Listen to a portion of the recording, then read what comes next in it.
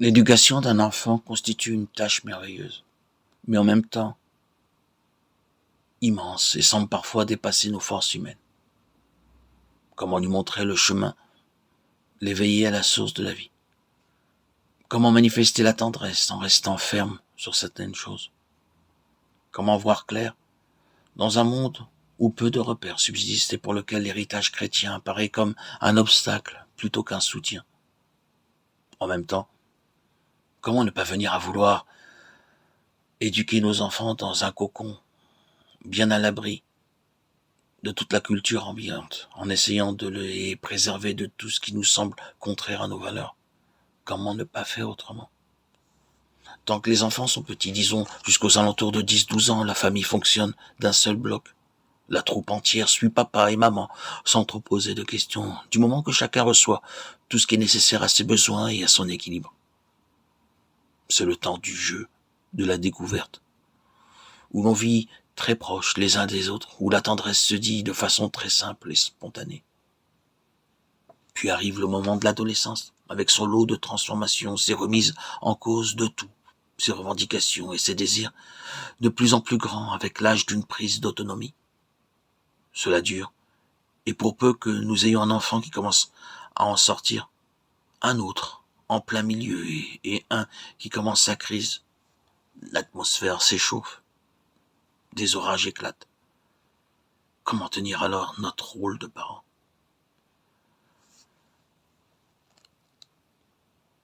Il nous faut tenir bon contre l'esprit du monde. Il nous faut sans cesse sortir des pollutions du monde, qui nous délivre ces messages du style « chacun fait ce qu'il veut, tout le monde fait comme cela, obéir c'est bon pour les petits ou c'est un signe d'asservissement ». Nous sentons un peu ringards, dépassés par cette révolte ambiante, cette atmosphère malsaine que les adolescents nous rapportent à la maison. Bien sûr, pour l'adolescent, l'autorité même au sens noble du terme est parfois difficile à vivre. C'est une épreuve. Soit il fait confiance à ses parents ou éducateurs, soit il se révolte. Et nous savons aujourd'hui, 40 ans après le « il interdit d'interdire », tous les ravages auxquels ont conduit de tels slogans. L'adolescent a besoin, pour se construire, de confrontation, même s'il ne le reconnaît pas sur le moment. Ses parents, eux, le savent. Il a besoin d'être mis devant des limites. Sans cela, comment pourrait-il, dans sa vie d'adulte, accepter ses propres limites et toutes celles que vont lui imposer son travail, les institutions, les lois? On peut même affirmer que le grand adolescent pressent le bien fondé de notre attitude.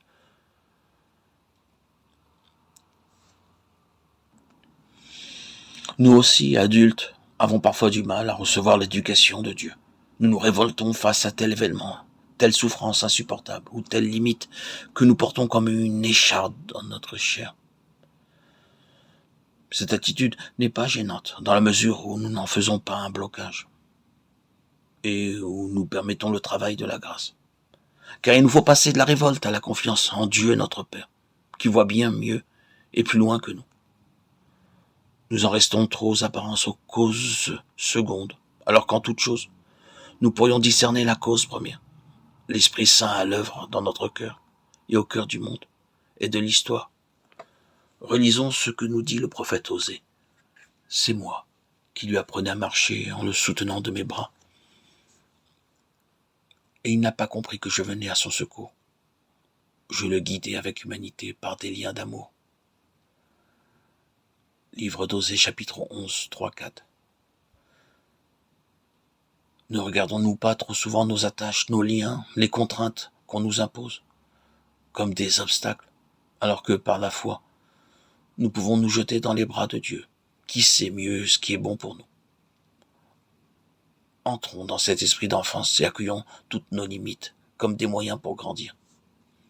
Ainsi, essayons de voir comment Dieu s'y prend avec nous et avec les autres, et nous apprendrons à mieux tenir notre rôle de parents et de grands-parents. Entrons dans la confiance de toute attache humaine, de tout lien, toute incompréhension de notre part. Dieu peut faire un chemin qui nous aide à grandir et à comprendre l'attitude juste à adopter avec nos propres enfants. Jésus nous dit qu'il est le chemin, la vérité et la vie. C'est lui qui nous conduit sur le chemin du cœur qui nous relie à l'essentiel.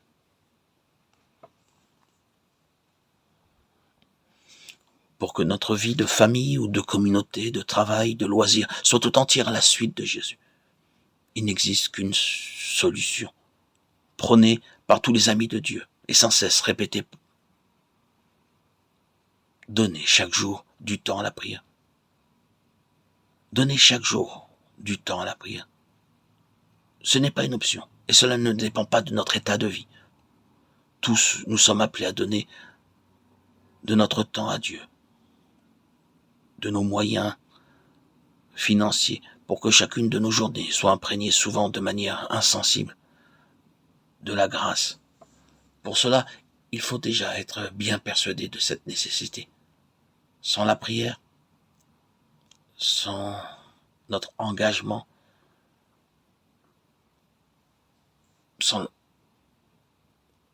on ne pourra porter les fruits attendus. Notre cœur risque de se dessécher ou de se renfermer dans le pessimisme ambiant et sa culture de mort. Et nous ne serons jamais assez brûlants et joyeux pour témoigner de la confiance en Dieu qui nous invite. Cette confiance ne se trouve pas en nous naturellement. Elle est un don gratuit. Il nous faut donc aller la prendre là où elle se trouve dans le cœur de Dieu. Cet amour de Dieu qui ne demande qu'à se répandre dans le nôtre. Et pour cela, il nous faut prier, demander, supplier, jusqu'à faire jaillir de nous ce cri d'impuissance et ce désir de recevoir de Dieu. Car il désire fortement nous faire le don de la confiance et de la joie qui l'accompagne. Nous sommes faits pour cela. Mais si Dieu donne tout, à nous de tout mettre en œuvre pour pouvoir recevoir la grâce et en vivre dans la réalité de nos vies, pour pouvoir triompher de ces épreuves auxquelles nous sommes appelés à surmonter.